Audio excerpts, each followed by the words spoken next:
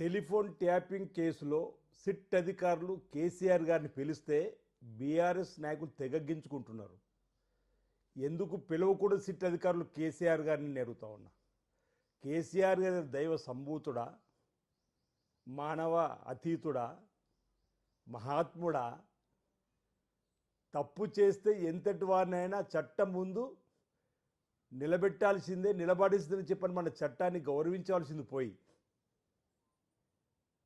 జార్ఖండ్ రాష్ట్రాన్ని సాధించిన శిబు సోరెన్ తప్పులు చేసిన సందర్భంలో జైలుకు వెళ్ళినటువంటి సందర్భాన్ని ఒకసారి గుర్తు చేస్తూ ఉన్నాం. జయలలిత గారు ముఖ్యమంత్రిగా ఉన్నప్పుడే తనపై వచ్చిన ఆరోపణలో తప్పులు తేలి చట్టం తను జైలు పంపించినటువంటి సందర్భాన్ని గుర్తు చేస్తూ ఉన్నాం. కర్ణాటకలో యాడురప్ప కానీ ముఖ్యమంత్రిగా పనిచేసినటువంటి సేవలు చేసినటువంటి వ్యక్తి కానీ, లాలూ ప్రసాద్ యాదవ్ గారు కూడా ముఖ్యమంత్రి ఉన్న సందర్భంలో పొరపాటు చేసి జైలుకు వెళ్ళి వచ్చినటువంటి సందర్భాలు వీళ్ళకి కనిపిస్తలేవా అంటున్నా. సకల జనుల సమ్మెతో ఎంతోమంది యువకుల అమరుల త్యాగ ఫలితం మన ప్రత్యేక తెలంగాణ రాష్ట్రం.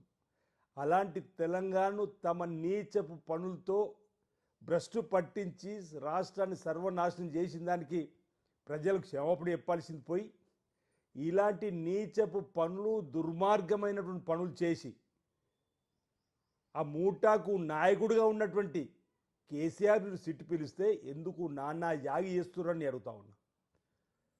చేసిన తప్పులు సరిదిద్దుకునే ప్రయత్నం చేయకుండా నిజాలను జరిగిన పొరపాటును సిట్ అధికారుల ముందు, చట్టం ముందు చెప్పే ప్రయత్నం చేయకుండా ఎందుకు ఈ డొంక తిరుగుడు సమాధానం చెప్పని నేను అడుగుతా ఉన్నా.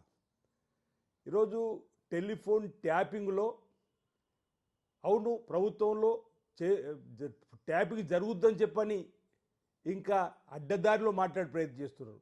సంఘ విద్రోహ శక్తులు, దేశద్రోహులు, ఆటంకవాదుల ఫోన్ల పేరిట రాజకీయ నాయకుల ఫోన్ ట్యాపింగు, వ్యాపార వర్గాలకు సంబంధించిన ఫోన్ ట్యాపింగు, సినిమా తారల ఫోన్ ట్యాపింగు, జడ్జిల ఫోన్లు కూడా 50 సందర్భము.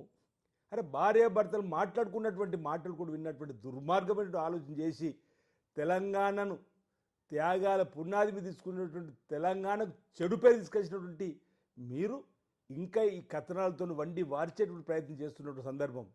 ఈరోజు మీరు టెలిఫోన్ ట్యాపింగ్ జరిగిందన్నారు, తెగ బాధపడ్డారు, గగ్గోలు పడ్డారు, రాజకీయంగా మమ్మల్ని ఓర్వలేకని విమర్శలు చేస్తున్నామన్నారు. ఈరోజు కల్వకుట్ల కుటుంబం నుంచి వచ్చిన కవిత కూడా అవును టెలిఫోన్ ట్యాపింగ్ జరిగింది, మా ఆయన టెలిఫోన్ కూడా ట్యాపింగ్ చేసిరని చెప్పిన దానికి సమానం చెప్పలేక ఈరోజు ఈ విధంగా పిచ్చి పిచ్చి ప్రేలాపనలు చేయడం అనేది సబబు కాదు. మా ముఖ్యమంత్రి రేవంత్ రెడ్డి గారు పీస్ అధ్యక్షున్నప్పుడు కూడా ఆయన మాటలు కూడా ట్యాపింగ్ ద్వారా విని ఈ రాష్ట్రాన్ని తిరిగి అధికారం చేజిక్కించుకోవాలని చూసి మీ అధికారం ఆ దేవుడు మీరు చేసినటువంటి తెలంగాణ రాష్ట్రానికి చేసినటువంటి పాపపు పనులకు తగిన పర్యాయం చేసి కాంగ్రెస్ ప్రభుత్వం అధికారంలోకి వచ్చినాక జరుగుతున్నటువంటి కారణాలు.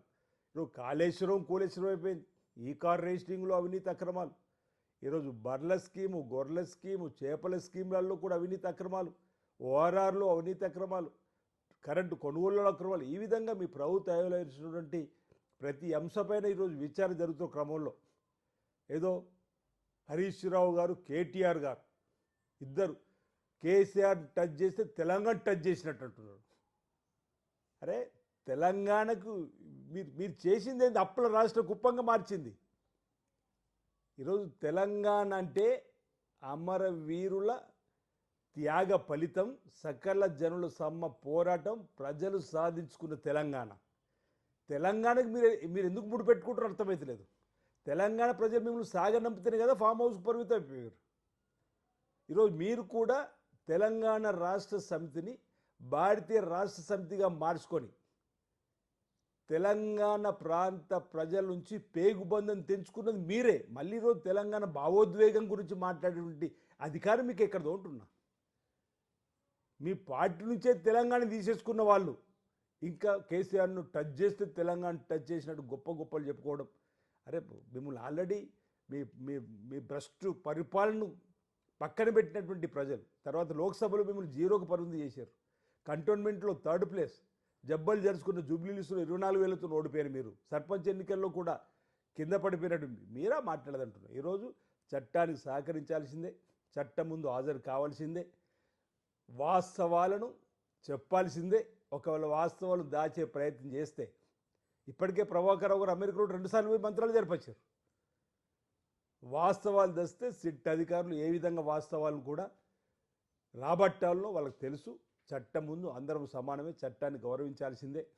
ఇందులో కానీ ఇంతకుముందు జరిగినటువంటి అనేక అవినీతి అక్రమాల్లో పొరపాటును తేలితే చట్టం విధించే శిక్షకు వారు కూడా ఏం అతీతులు కాదు, వారు కూడా అనుభవించాల్సిందే. Subscribe us and press the bell icon for more interesting updates.